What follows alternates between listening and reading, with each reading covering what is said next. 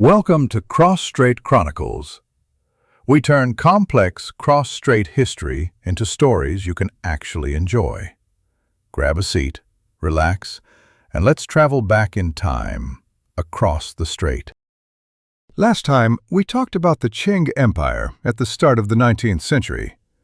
A massive empire, confident, traditional, stable on the surface, but underneath, slow to adapt, internally strained, and increasingly disconnected from a rapidly changing world.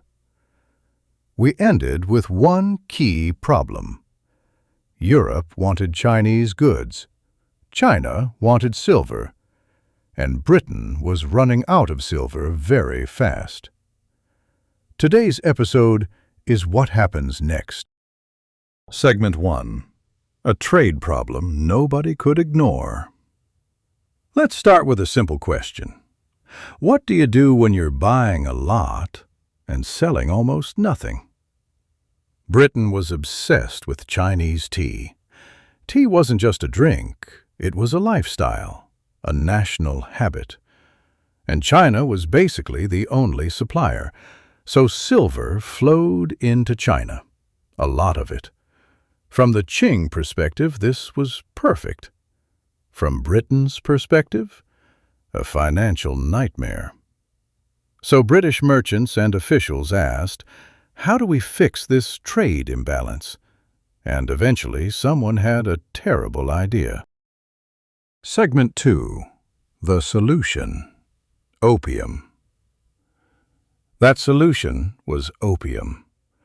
Britain already controlled large parts of India where opium poppies grew easily. At first, opium was smuggled quietly into China.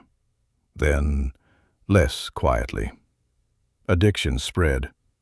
Silver started flowing out of China, and Qing officials noticed.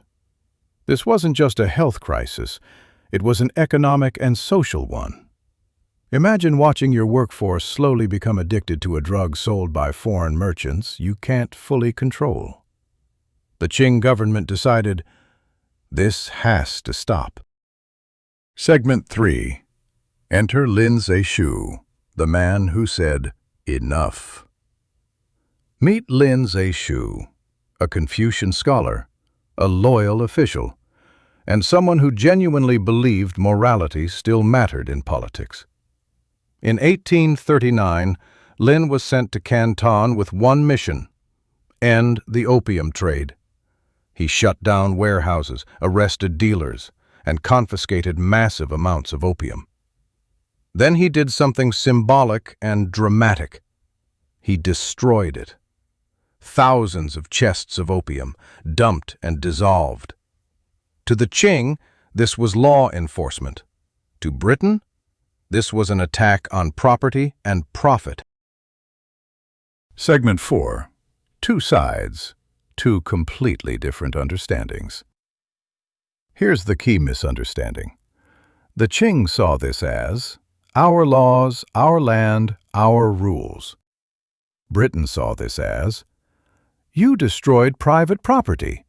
We demand compensation. Both sides believed they were right. Neither side really understood the other's worldview, and neither side was willing to back down. That's when diplomacy quietly packed its bags, and war showed up instead. Segment 5. The First Opium War begins. In 1839, Britain sent warships, modern ships, steam-powered, armed with advanced cannons. The Qing still relied heavily on traditional defenses. The technological gap was enormous. This wasn't a fair fight. It was less two equal powers at war and more industrial empire versus pre-industrial empire. Battles were short, decisive, and devastating. Segment 6. Why the Qing lost so quickly.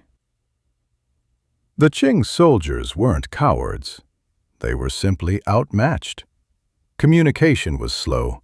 Command structures were rigid, Weapons were outdated, and worst of all, many Qing officials still believed this was just a small border problem.